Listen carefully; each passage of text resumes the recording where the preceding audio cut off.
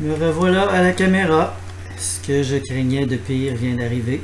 C'est-à-dire que la vidéo que j'avais filmée devant 5 témoins mardi le 2 décembre, mercredi le 2 décembre, je voulais avoir le consentement de ma boss pour le mettre sur internet parce que ça avait été filmé dans les locaux de l'employeur sans qu'on puisse identifier duquel employeur il s'agit, sans qu'il y ait aucune autre personne identifiée que moi-même. Et là, aujourd'hui, depuis ce matin seulement que j'ai la vidéo comme telle et que je veux la mettre sur internet. Donc j'ai écrit pour avoir ce consentement et la réponse est on ne peut pas décider ça nous-mêmes, on est en train de vérifier avec les ressources humaines, je te reviens dès que possible. J'ai donc répondu que moi je n'avais plus le temps d'attendre, alors j'allais tout réenregistrer, même s'il y aurait beaucoup moins d'émotions qui allaient sortir, parce que là je commence à être un petit peu tanné de répéter mon histoire aux policiers, puis aux gens des médias, puis aux boss, puis au programme d'aide, de suicide, etc. Alors voici ce qui remplace la conférence originale que j'ai donnée le 2 décembre dernier devant 5 témoins, qui a été enregistrée dans une autre vidéo. Alors je leur disais, ça, c'est un exemple de convocation que j'ai tenté de faire.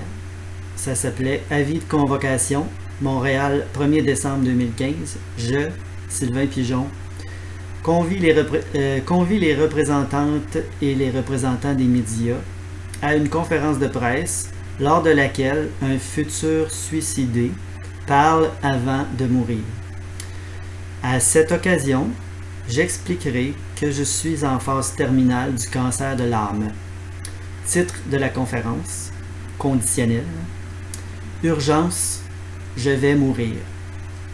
Date, vendredi 4 décembre 2015 ou à déterminer. Conditions pour la tenue de la conférence. Je dois être encore en vie et ne pas être dans un état larvaire. Heure, 9 heures. Durée indéterminée. Lieu, local 120 ou 130, parce que j'avais écrit ça parce que je tentais de louer une salle dans le centre communautaire des gays et lesbiennes de Montréal pour y faire ma présentation. Capacité d'accueil 17. Premier arrivé, premier servi. Déroulement de la conférence. 1. Introduction. 2. Mon historique, d'où je viens et ce qui m'a mené jusqu'ici. 3. Les raisons pour lesquelles je devrais me suicider, entre parenthèses, toutes les démarches que j'ai entreprises pour survivre depuis 20 ans ont échoué et aucun programme actuel ne peut me venir en aide. 4. Message extrêmement important à livrer à la population. Il y aurait des solutions pour éviter que ça arrive à plein d'autres personnes après moi. Et 5, je vais terminer avec une période de questions. Notez bien, je donne la permission de filmer, même en direct, et je répondrai à toutes vos questions. J'avais invité Radio-Canada, TVA, Télé-Québec, VTélé et 3 autres radio et télévision. Alors, on est à l'introduction. Pour faire changement, c'est moi qui va prendre la parole et dicter les règles. Ça risque d'être plus plate comme conférence parce que je vais vous lire plutôt que de vous présenter des choses de façon plus dynamique. Ça va être plus plate parce que je veux pas oublier je vais oublier le moins de points possible et les garder en contexte. Donc je vais lire mon document et parfois vous faire des dessins pour mieux expliquer certains faits.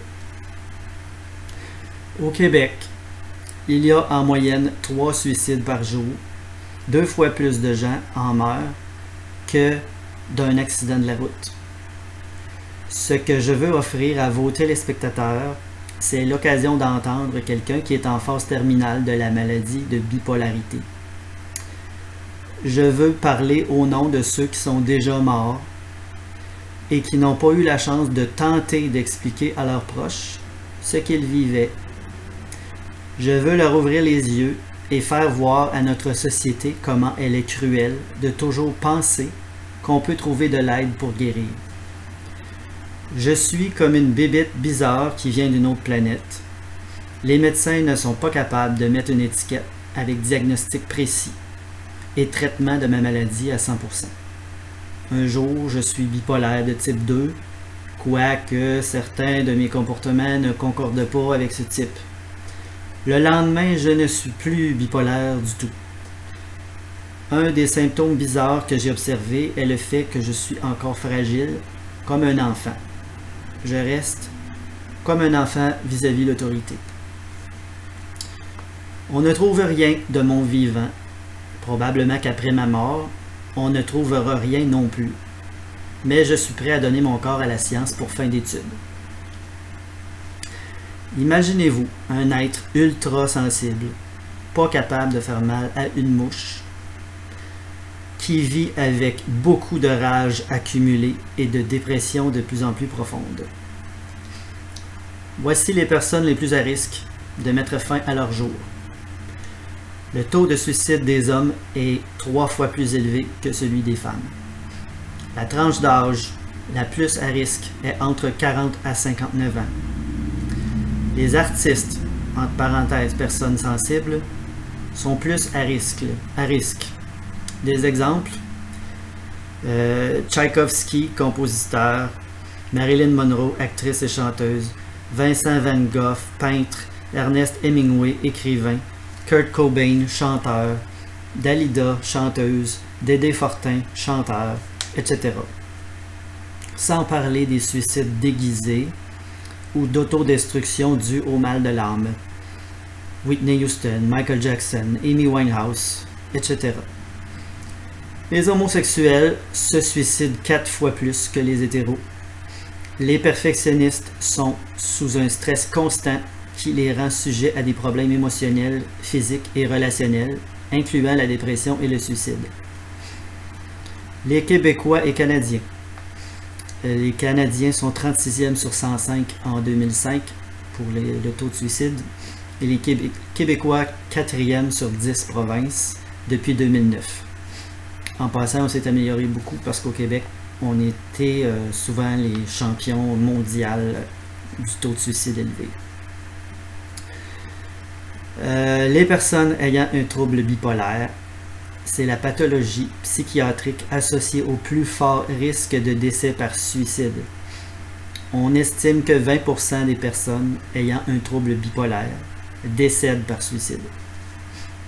Le taux de suicide et de dépression chez les surdoués est plus élevé que la moyenne. J'ai tous ces critères. Être un surdoué de façon intermittente est sûrement une des pires choses qu'on puisse vivre. Je vis avec la honte d'être malade. J'ai souhaité ardemment avoir le cancer pour crever bientôt sans passer par le suicide. J'en ai voulu à Dieu d'avoir pris la vie de personnes qui étaient fonctionnelles et avaient le désir de vivre à la place de prendre la mienne. Je suis ultra sensible à la souffrance, à la beauté et à la quiétude. Extrêmement curieux et sensible à tout ce qui se dit autour de moi. Mon Créateur s'est assuré de me donner tous les facteurs qui, combinés, me rendent la vie infernale et sans issue de secours. À la moindre occasion, je me sens coupable. Normalement dans la vie, on s'attend à ce que l'on soit récompensé pour ses efforts. Si tu étudies fort et que tu travailles fort, tu auras de l'argent et plus tu as de connaissances, plus tu vas avoir l'estime des autres. Ta propre estime et ton salaire vont aussi augmenter. De plus, comme je suis un surdoué, premier de classe, j'ai été programmé pour aller loin dans la vie.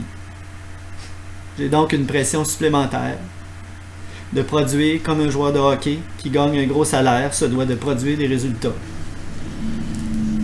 Le problème, c'est que je suis surdoué, mais de façon intermittente. Je n'ai pas seulement des hauts et des bas, comme la majorité du monde. J'ai des périodes larvaires où je ne peux presque rien faire d'autre que de respirer. Je compare ça à la narcolepsie. Les gens qui en souffrent peuvent tomber subitement endormis, même en marchant. Et ils n'ont pas de contrôle là-dessus. Et j'ai aussi des périodes de super productivité avec des éclairs de génie. Entre-temps, tout est à recommencer, car j'oublie beaucoup. Je ne peux donc pas bâtir à partir de ma dernière période d'efficacité. Je dois plutôt recommencer à m'approprier ce que je ne maîtrise déjà plus. Je suis donc voué à la frustration et à l'échec. Je suis comme un robot hyper performant, mais qui fait défaut. Parfois, il fonctionne comme il faut et parfois, il n'arrive pas à rien faire. Il n'arrive pas à rien faire. Et on ne sait pas ce qui déclenche la défectuosité. On ne peut donc jamais compter sur lui.